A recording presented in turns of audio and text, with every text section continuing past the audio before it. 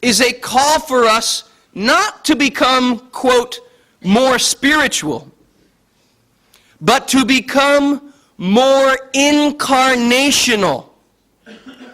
And by this I mean we are called to live the truth of the Spirit in and through our bodies. See? How does this get lived out in married life? We cannot understand marital spirituality apart from the teaching of Humanae Vitae.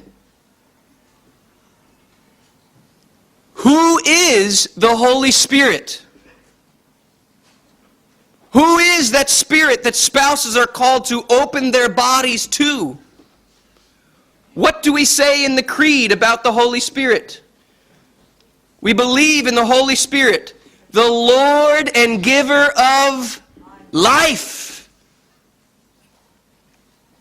The Holy Spirit is the Lord and giver of life. The one flesh union, according to John Paul II, is meant to be an expression of life in the Holy Spirit. You obviously didn't hear me, because if you had just heard what I said, your eyes would be wide open. The sexual embrace is meant to be an expression of Trinitarian life, an expression of life according to the Holy Spirit. The one flesh union is meant to become, in married life, a specific vehicle of the Holy Spirit to the married couple and to the family at large, and in turn to culture at large.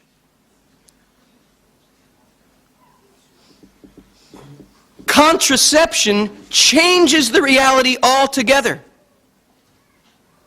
A woman who once came to one of my presentations saw what I was outlining about the Holy Spirit as the Lord and giver of life, and the sexual embrace as a participation in the inner life of the Trinity.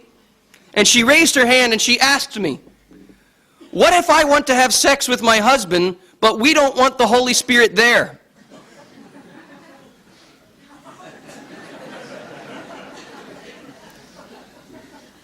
And I was shocked. And I realized that is exactly why contraception is so damaging to marriage and family and culture, because this is exactly what you are saying when you use it. We do not want the Holy Spirit, the Lord and giver of life, to be part of our union. And this is not meant to assign culpability, because it seems to me men and women simply do not know what they are doing. And please do not use anything I am saying as a hammer to beat people over the head with. This is not a hammer. This is an invitation for us to embrace our own greatness, our own dignity. Do you know what the very first line in the Catechism section on sexual morality is?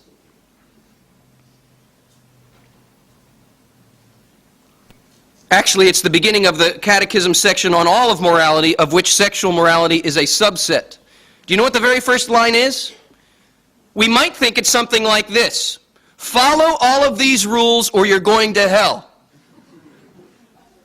But this is not the first line in the Catechism section on morality. It is this: Christian, recognize your dignity. The problem with our culture in the Western world is not that we overvalue sex. The problem is that we have no clue how valuable it is. It is meant to be a participation in the inner life of the Trinity. And do you know what a couple is saying when they use contraception? Whether they know this or not, again, I am not assigning culpability, but here is what they are saying.